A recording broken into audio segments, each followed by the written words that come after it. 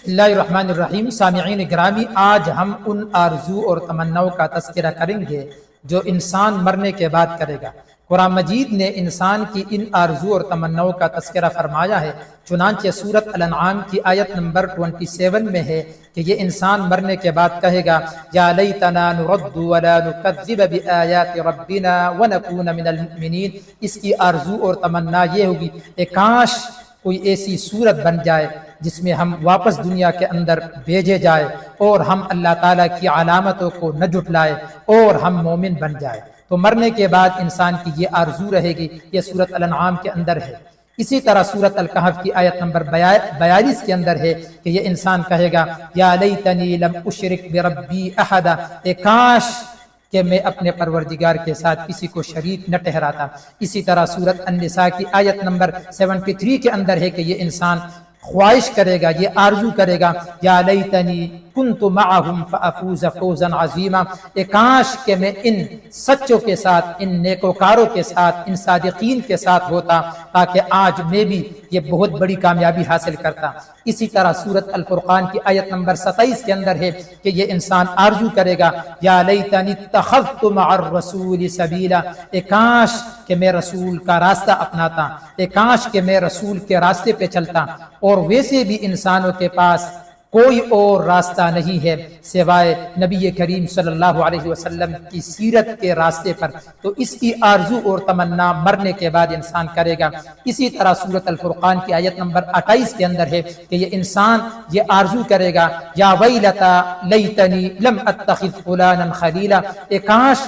کہ میں فلاں کو دوست نہ بناتا، اے کاش میں اس کے ساتھ اپنی وابستگی نہ رکھتا، کیونکہ اس نے مجھے اللہ اور رسول کی تعلیم سے ہٹایا، کیونکہ اس نے مجھے بھٹکایا، کیونکہ مجھے اس نے ایسے راستے پر لگا دیا جو راستہ نقصان دہ تھا، جو خسارے کا تھا، جو گھاٹے کا سودا تھا۔ اسی طرح سورۃ الاحزاب کی آیت نمبر 66 کے اندر ہے کہ یہ انسان کہے گا یا لیتنا اطعنا اللہ واطعنا الرسول، اے کاش کہ ہم تابعداری کرتے، فرمانبرداری کرتے اللہ کی، اور ہم فرمانبرداری کرتے، اطاعت کرتے رسول کی۔ اسی طرح یہ آرزو کرے گا سورۃ الحاقہ کی آیت نمبر 25 میں ہے کہ یہ انسان یہ مرنے کے بعد آرزو کرے گا یا لیتنی لم اوت کتابیہ، اے کاش کہ آج کے دن یہ نامہ اعمال مجھے ملتا ہی نہیں۔ اسی طرح سورۃ الفجر کے اندر ہے یہ کہے گا یا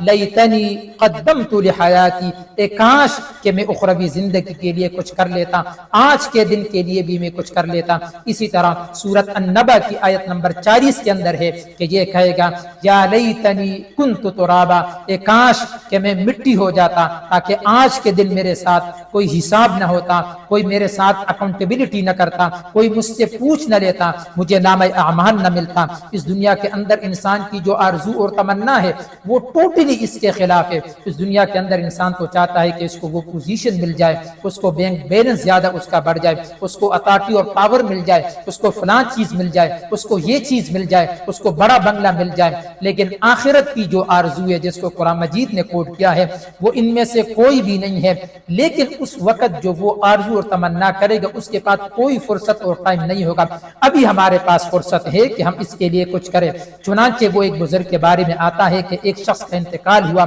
اور انتقال کے بعد جب اس کو کفن اور دفن دیا گیا تو ایک شخص کو بلایا اور اس نے کہا کہ آپ بتائیں اگر اب اس شخص کو دوبارہ زندہ کیا جائے اور زندہ کرنے کے بعد ان سے پوچھا جائے کہ آپ کیا کرو گے،